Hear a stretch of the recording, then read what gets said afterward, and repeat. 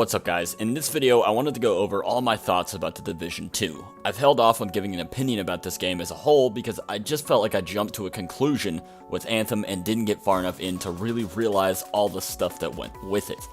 So if you're not into opinion pieces and discussion topics, things like that, feel free to click away. All the game-oriented info will resume tomorrow. So at launch, Division 2 did fantastic. There were a few bugs, but it wasn't anything completely horrible like we've seen with other looter shooters. If I had to guess, I think I got disconnected once, maybe twice from the game, and that gets high praise from me.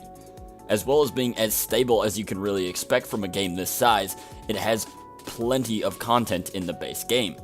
It's really nice to see a game finally not subscribing to the idea of giving players like a small amount of content to do, then dropping their content in increments, making it seem like there's more than there actually is. Now, I can already feel someone typing in the comments that Tidal Basin, The Raid, and World Tier 5 got held back out of launch. And I hear you, I do. But the point isn't that they held this content back, they gave us plenty of things to do to keep us occupied, even for someone like me who plays 12 hours a day a lot of the time. I still haven't felt boredom creeping in. We've got bounties, projects, clan stuff, PvP, the Dark Zone, yes, those last two are different things, exotic stuff to go after, secrets, the list goes on. They held back the endgame content by a little while, and the time to drop it is either good or bad for you. If you don't have a lot of time to play, then it's probably good, because you wouldn't have gotten all the stuff done anyways. If you do have a lot of time to play and wanted to start perfecting a build, it's a little bit of a hard placement because any work you do to it really won't be amounting to much as soon as the higher tier drops start flowing. But I can kind of see where they're coming from too.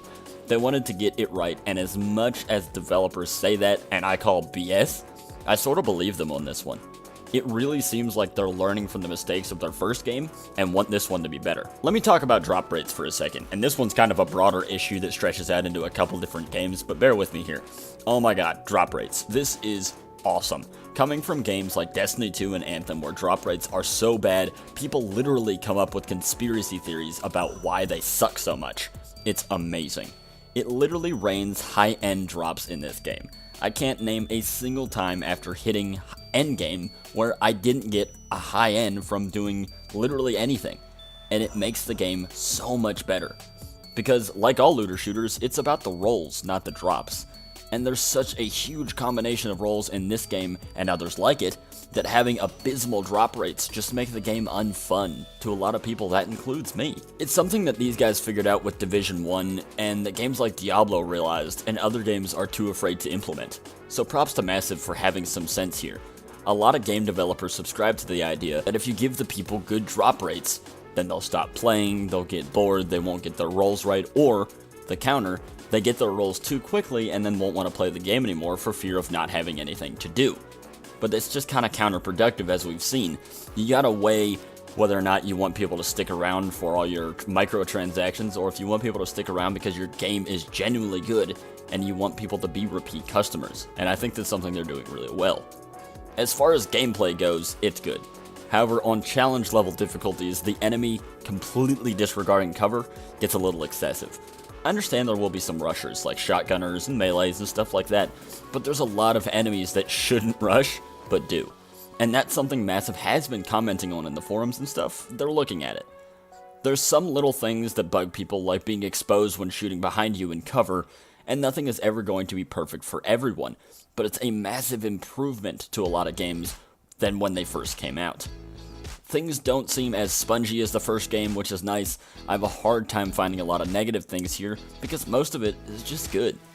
The last thing I wanted to go over is the community. Go over to Reddit, and if you have some free time, read some of it. Better yet, go over to Destiny and Anthem subreddits first. Read some of that stuff, and then go look at divisions. It's night and day. Now, a lot of this has to do with this being the honeymoon phase. It's new, you get that fuzzy feeling when you get a new game, I get that. And I'm not saying you don't have jerks on these comments, those people always exist. But as a whole, it is so much more civilized than a lot of games. People are genuinely informative and helpful. There's a consolidated bit for ranting and rage, and even in there's a lot of praising suggestions. And I think a lot of it has to do with the game coming out in a fairly good place. I don't think it pissed as many people off, for lack of better phrasing. Now this, by no means, is meant to be a comprehensive review of a bunch of mechanics or anything like that.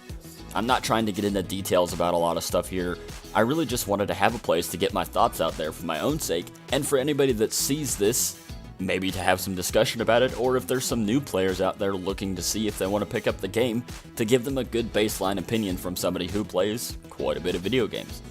As well as I'm not saying this game is perfect, but when you drop a game good enough to only have bad reviews about the fact that it didn't facilitate enough of a political agenda, then you're doing a pretty good job. That's all I have for this video, guys. Let me know in the comments what you think about what I've said and how your opinions are varying on this game. Like this video, it really does help me out a lot. Subscribe to this channel for future Division 2 content. With that, guys, I'll see you in the next video. Have a good one.